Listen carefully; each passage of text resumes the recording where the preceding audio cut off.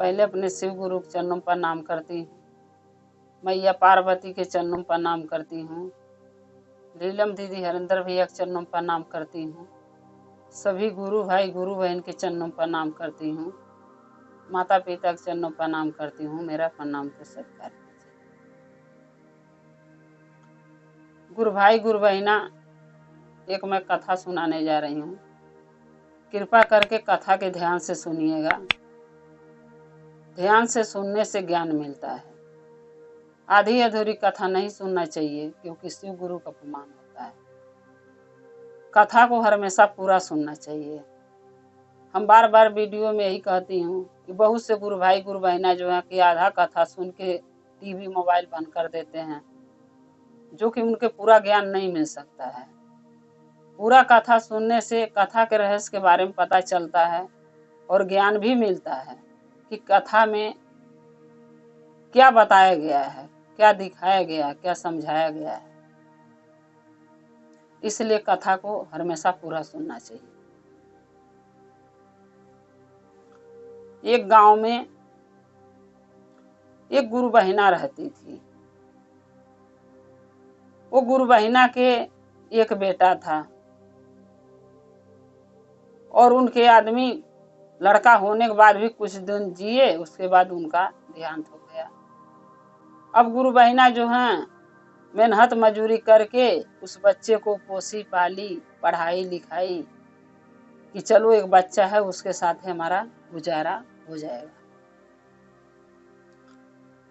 वो बच्चा पढ़ा लिखा, एक अच्छा इंसान बना, कमाने धमाने लगा।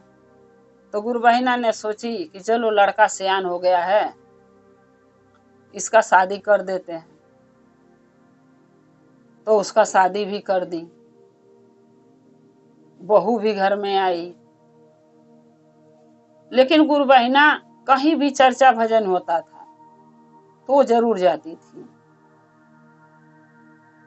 क्योंकि जब हम नाव का घोषणा महादेव के में करा लेते हैं, 3 सूत्र का पालन करने के अपना लेते हैं, तो कर्तव्य और नियम तो यही है कि अगर कहीं चर्चा भजन हो रहा है, हमके मालूम है, चाहे हमको सुनाई दे दिया कि यहाँ पर माइक लगा है, चर्चा भजन हो रहा है, तो ये इंतजार नहीं करना चाहिए कि कोई आएगा कहने दीदी गुरु भैया गुरु बहिना बुलाने आएंगी तो मैं जाऊंगी, चाहे कोई दीदी बुलाने आएंगी तो जाऊंगी नहीं।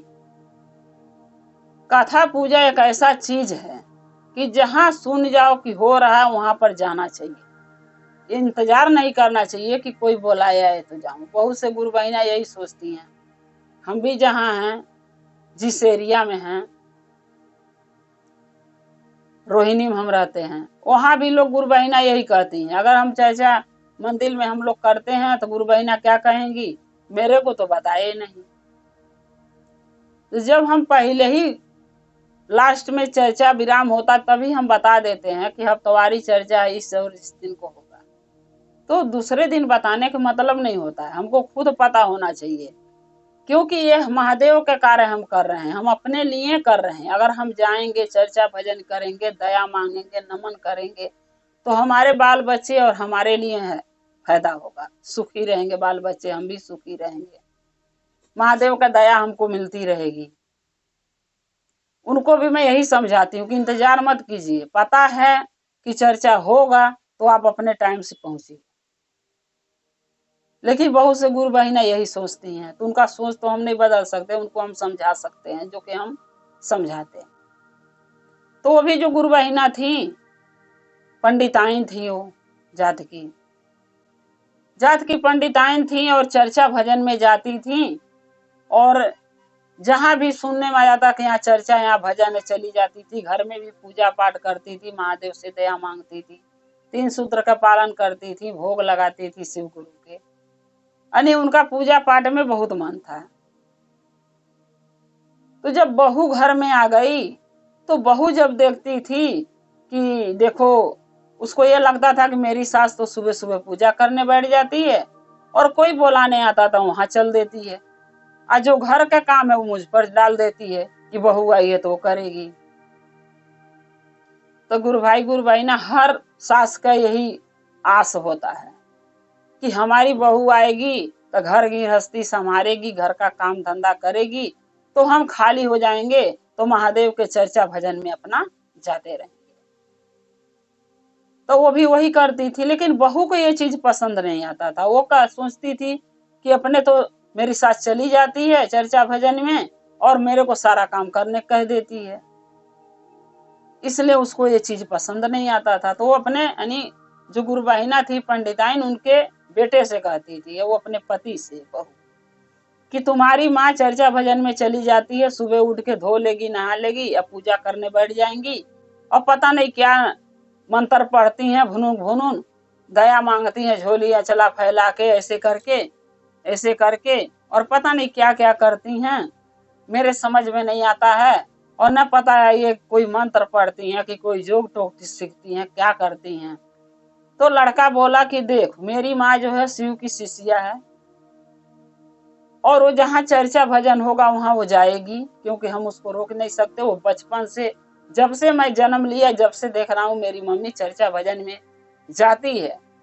जो कि जब मैं छोटा था काम भी करने जाती थी, काम से आके नहीं चर्चा भजन में जा पाती थी, तो अपने घर में सुबह शाम वो 3 सूत्र का पालन करती थी। तो आज मैं क्यों रोकूं? आज तो तू घर में आ गई है करने वाली, मैं भी बड़ा हो गया हूं, तो अपनी माँ को मैं पूजा पाठ करने से क्यों रोकूं? मैं नहीं रोकूंगा। तो कहती थी नहीं रोकोगे तो मैं मैके चली जाऊंगी। तो उसके भी एक बेटा हो गया था, जो गुरुबहिना थी पंडिताइन, उनको भी एक पोता हो गया था। तो वो बार बार धमकी देती थी मैं बच्चे को लेके चली जाऊंगी।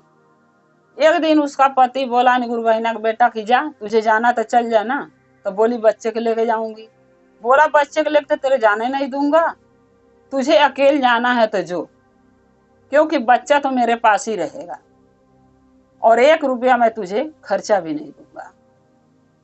अब जो बहू थी वो सोची कि हमारा पति तो हमारा सुनता ही नहीं है, 1 रुपया भी देने के मना कर दिया, खर्चा पानी, बच्चा भी नहीं देने लेके जाने देगा। अगर मैं अकेली गई तो मेरा वहाँ खर्चा पानी कौन उठाएगा, क्योंकि मेरे माँ बाप तो गरीब हैं, वो तो हमारे खर्चा उठा नहीं सकते, वो तो कैसे शादी करके अपनी जिम्मेदारी से मुक्ति पाए, तो हम उनके ऊपर बोझ बनने क्यों चली जाऊं। जब ये बात सोची समझी तो नहीं गई, मैं के नहीं गई।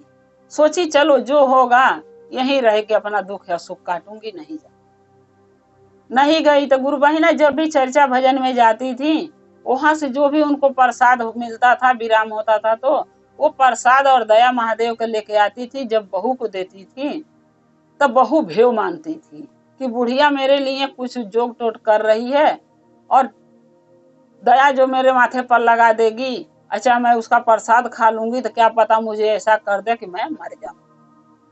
तो जिसके मन में देखिए गलतफहमी रहेगा, उसको गलतफहमी तो कोई नहीं दूर कर सकता। तो उसके मन में बहू के गुरुबहिना की यही था गलतफहमी। लेकिन कभी भी कोई भी ऐसी सास नहीं है कि बहू का बुरा सोचेगी, क्योंकि सभी यही चाहते हैं बहू घर में आए, करे धरे, बनावे, खियावे 2 रोटी, अपने भी खा हमें भी खिलाए, घर का देखभाल करे, घर के जतनाए। और जो भी पूजा पाठ सास करती हैं तो उसमें ये नहीं है कि बेटे के मांगेगी, बहू के लिए नहीं मांगेगी, नहीं। सास कभी भी किसी के भी हुई, कितनों भी बुरी रहेगी, लेकिन पूजा पाठ करेगी तो बेटा बहू के पोती पोता सबके लिए दया मांगेगी। लेकिन ये बात उनकी बहू गुरुबहिना की, पंडिताइन के जो गुरुबहिना थी, उनकी बहू नहीं समझती।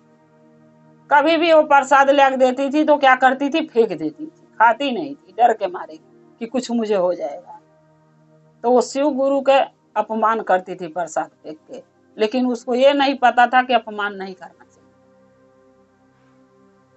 तो गुरुबहिना तो अपना फर्ज निभाती थी, भाई प्रसाद है तो सबके मुंह तर 1-1 दाना जाना चाहिए, चाहे भले 1 ही दाना जा, क्योंकि शिव गुरु का प्रसाद है, फेंकना नहीं चाहिए, खाना चाहिए। तो एक दिन जो है कि गुरुबहिना के एक जात के धोबिन थी बेचारी, वो आई बोलाने। तो बोली कि गुरुबहिना मेरे घर में चर्चा कराने की मैं सोच रही हूँ, क्या आप चर्चा कर दोगे चल के? तो गुरुबहिना बोली पंडिताइन की हाँ चल के कर दूंगी। तो वो जो धोबिन थी वो बेचारी बोली कि आप तो जात के पंडिताइन हो, अब मैं तो जात की धोबिन हूँ, हमारे जैसे नीच औरत के घर में आप चर्चा कर सकते हैं?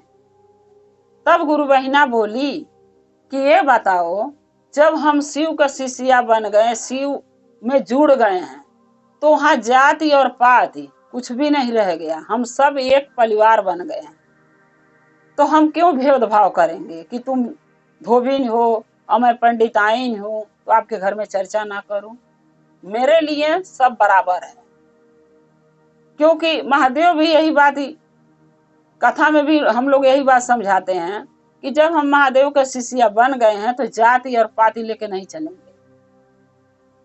क्योंकि जो भगवान हमके जन्म दे के भेजे हैं तो ये नहीं कह के भेजे हैं तू डोम बना के भेज रहे हैं, तुके चमार बना के भेज रहे हैं, तुम्हें धोबी बना के भेज रहे हैं, तुम्हें पंडित बना के भेज रहे हैं। नहीं, वो तो एक जाति बना के भेजे थे ऊपर से, लेकिन यहाँ लोग आके जाति बना लिए, अलग अलग भेदभाव कर लिए। तो इसमें हमारी अच्छा भगवान की क्या गलती कि हम तुम्हारे घर चर्चा जरूर करेंगे, हम इसमें भेदभाव नहीं करेंगे। पंडिताइन गुरु बहिना बोली। वो धोबिन बेचारी बोली कि ठीक है, दिन तारीख टाइम बता दी कि ये दिन को होगा। और देखिए गुरु भाई गुरु बहिना, हम भी वही करती हूँ, हमें भी कोई चर्चा के लिए बुलाने आता है, मैं भी चर्चा करने जाती हूँ और उसमें जाति पाति लेकर मैं नहीं चलती हूँ, क्योंकि वो भी महादेव की शिष्या है, मैं भी महादेव की शिष्या हूँ, तो जाति पाति कहाँ से आ गया? हम तो एक परिवार हो गए ना, शिव परिवार हो गए। तो शिव परिवार में जाति और पाति और भेद और भाव कभी नहीं करना चाहिए, हम भी नहीं करते, हम भी चल देती हूँ। वो भी गुरु बहिना चली गई, पंडिताइन गुरु बहिना जो थी वो धोबिन के घर चर्चा करने गई, चर्चा भजन करी, जागरण भजन करी, चर्चा करी, भजन करी, महादेव से दया मांगी, 3 सूत्र का पालन करी, नमन करी, आरती पूजा करी, और जब विराम हुआ तो प्रसाद लेके घरे आई, बेटा को प्रसाद दे दी, पोता को दे दी, अपने खा ली।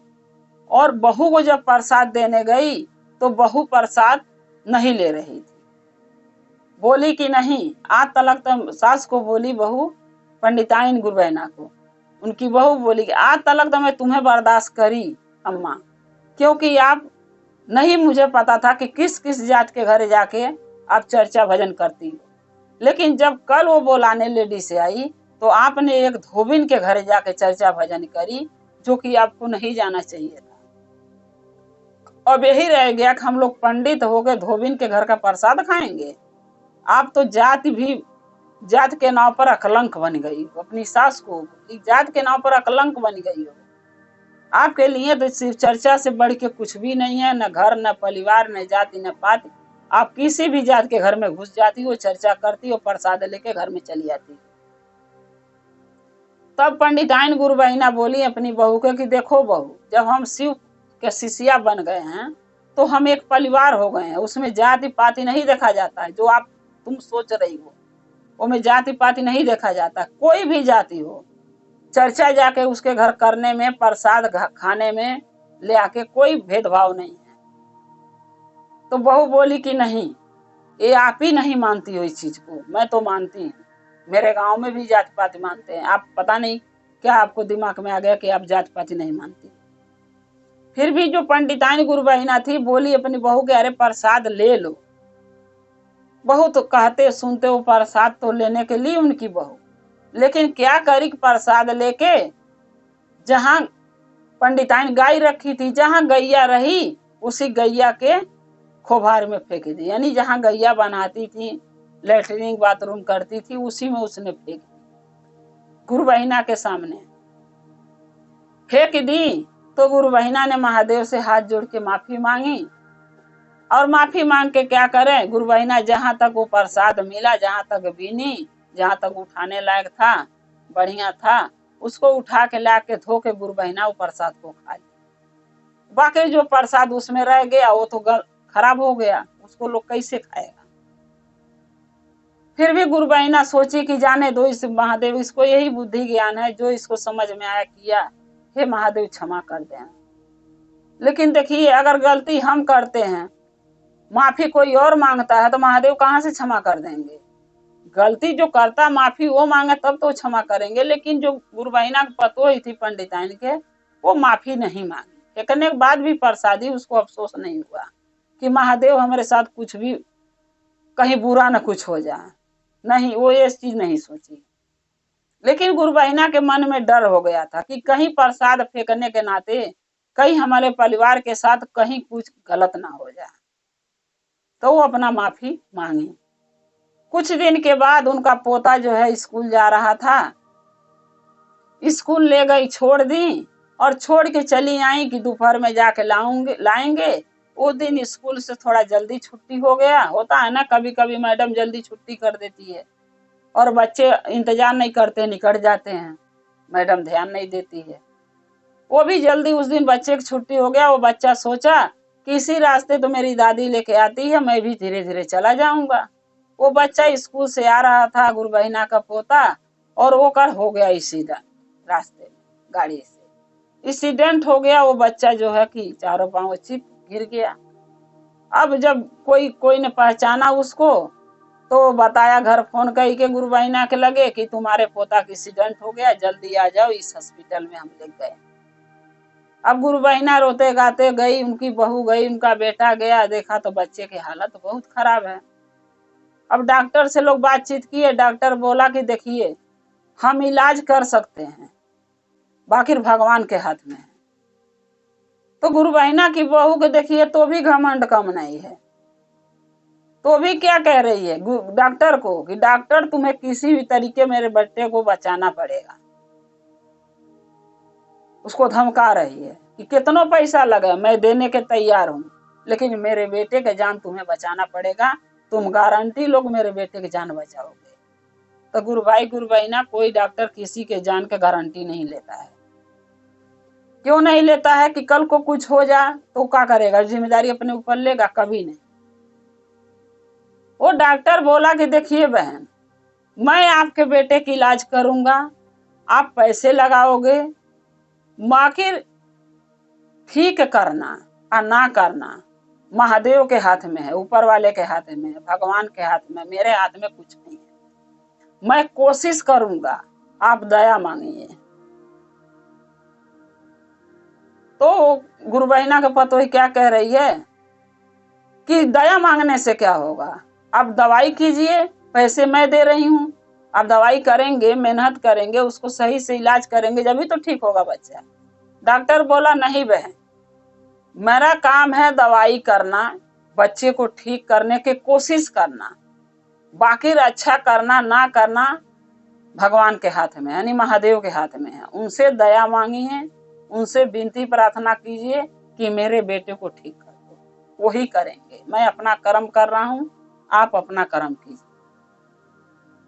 तब जाके वो जो है गुरु बहिना की पतोई गुरु बहिना से यानी अपनी सास से बोली कि अम्मा डॉक्टर तो ऐसे ऐसे बोल रहे हैं, क्या करें? तब गुरु बहिना बोली कि बहू अब एक ही रास्ता है, डॉक्टर ठीक बोल रहा है, महादेव से दया मांगो, उनसे प्रार्थना करो और माफी मांगो। जो तुम प्रसाद फेंक दी हो, गलती तुम करी, उसका भुगतान हमारा पोता भोग रहा है। तो महादेव से क्षमा मांगो सबसे पहले कि मैंने प्रसाद फेंक के गलती करी हूँ, मुझे क्षमा कर दीजिए और मेरे बच्चे पर दया कीजिए, अच्छा हो जाए, आगे से ऐसी गलती नहीं करूंगी। गुरु बहिना का जो पतोही थी महादेव से क्षमा मांगी, उनसे दया मांगी कि हे महादेव मेरे बच्चे को ठीक कर दीजिए, आगे से ऐसी गलतियां मैं नहीं दोहराऊंगी, नहीं कभी करूंगी। अपनी सास के पूजा पाठ करने से चाहे किसी के घर में चर्चा भजन करने जाएंगी तो उससे मैं उनको कभी रोकूंगी। महादेव से दया वो भी मांगी, गुरु बहिना का पतोही गुरु बहिना भी मांगी। कुछ दिन में जो बच्चे का डॉक्टर इलाज किया, दवाई किया, बढ़िया से देखभाल किया, कुछ दिन में वो बच्चा ठीक हो गया, बोलने लगा, चलने फिरने लगा। तब जो गुरु बहिना का पतोही है उसको भरोसा विश्वास हुआ महादेव पर कि महादेव जात या पात लेके नहीं चलना चाहिए, महादेव का चर्चा भजन सच्चे मन से सच्चे दिल से करना चाहिए, उनसे दया मांगना चाहिए, 3 सूत्र का पालन करना चाहिए। 3 सूत्र में जो पहला है दया आता है, दूसरा में चर्चा, तीसरा में नमन है। पूजा पाठ करना चाहिए, भक्ति करना चाहिए, देवी देवता भगवान पर भरोसा रखना चाहिए, शिव गुरु पर विश्वास करना चाहिए। उसके मन में सारी बात समझ में आ गया। फिर गुरु बहिना की पतोही बोली अपनी सास से कि अम्मा मेरे भी नाम का घोषणा करा दो, मैं भी महादेव का शिष्या बनना चाहती हूँ। आप शिष्या हो, चर्चा भजन में जाती हो महादेव के, आपको ज्ञान है, बुद्धि है, चर्चा भजन सुनती हो, अब मुझे ज्ञान नहीं है, इसीलिए मैं आपको बार बार उल्टा सीधा बोलती रही और आपका अपमान भी करती थी, साथ में महादेव का भी करती थी अपमान। आगे से मेरे भी बुद्धि ज्ञान हो जाएगा तो मैं भी अच्छा बुरा का पहचान मुझे भी हो जाएगा, ताकि मैं किसी का अपमान ना करूं। गुरुबहिना बोली ठीक है, महादेव दया किए, मेरा पोता बच गया, इससे बढ़ के मुझे कुछ नहीं चाहिए। जो हुआ उसको भूल जाओ बहू, और आगे से ध्यान रखना कि कभी भी महादेव का, शिव गुरु का अपमान नहीं करना। कोई भी प्रसाद, कोई भी जाति बिरादर का हो, प्रसाद लेके ग्रहण कर लो, खा लो और महादेव से क्षमा मांगो और दया मांगो, उनका अपमान कभी मत करो। गुरु बहिना के पतोई के समझ में आ गया। तो गुरु भाई गुरु बहिना, मैं कथा द्वारा यही समझाना चाहती हूँ कि कभी जाति पात के लेके मत चलिए। किसी भी जात के घर में से बुलावा था चर्चा के लिए, आपको जाना चाहिए, चर्चा भजन करना चाहिए। क्योंकि हम जब शिव चर्चा में नाव का घोषणा महादेव के लिए करा रखे हैं, महादेव के गुरु बना रखे हैं, तो हमको चर्चा भजन करने के लिए जो 3 सूत्र मिला करने के, उसका पालन करना चाहिए, ना कि जाति पात के पीछे घूमना चाहिए और जाति पात में रहना चाहिए नहीं। इससे अलग उठिए, अलग जात पात से निकलिए, महादेव के कार्य कीजिए। महादेव दया जरूर करेंगे अपने शिष्य पर। तो हमारा कथा आज का यहीं समाप्त होता है गुरु भाई गुरु बहिना। अगर मेरा कथा आपको अच्छा लगा तो कमेंट में लिख के भेजिए, चैनल को सब्सक्राइब कर लीजिए, ताकि मेरी वीडियो जो भी मैं कथा नया नया डालती हूँ आपके पास पहुँचती रहे। हर हर महादेव, घर घर महादेव। महादेव का कृपा सदा आप लोग पर बना रहे, महादेव सदा आप लोग के साथ रहें। जय शिव।